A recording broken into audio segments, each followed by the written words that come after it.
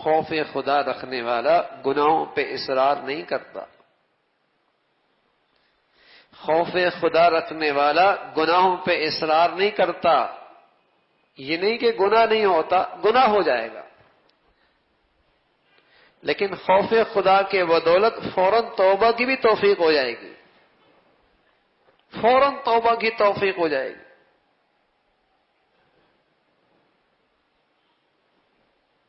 گناہوں پہ اصرار نہیں کرے گا. اللہ کا خوف.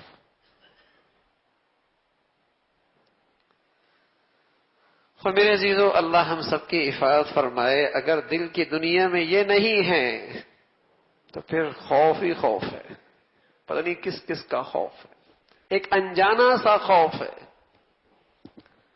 پتہ نہیں کس کس کا خوف ہے. ایک انجانا سا خوف ہے، بلا وجہ کا خوف ہے، اور اس خوف کی وجہ بھی کوئی نہیں پتا.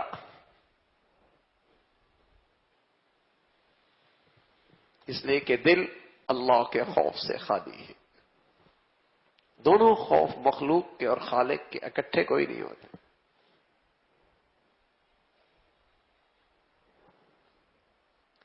ایک ہے وقتی طور پہ کسی چیز سے ڈر جانا، یہ بشری تقاضا ہے.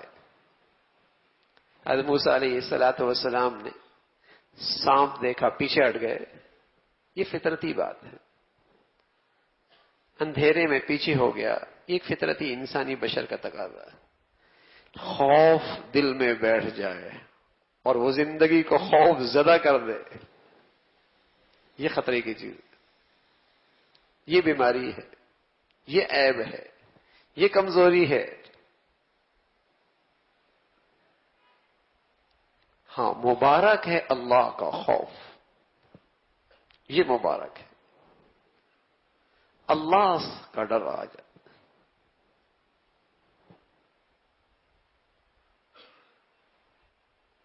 یہ رسول اللہ صلی اللہ علیہ وسلم نے اپنی امت کو سبق دیا کہ یہ خوف اللہ سے مانگو، یہ خوف مانگو. اور یہ اللہ کے پیاروں کی خوبی ہے. وجلت قلوبہم وجلت قلوبہم وَإِذَا تُلِيَتْ عَلَيْهِمْ آیَاتُهُ زَادَتْهُمْ ایمانا. یہ اہل ایمان کی نشانی ہے کہ یہ اللہ سے ڈرتے ہیں.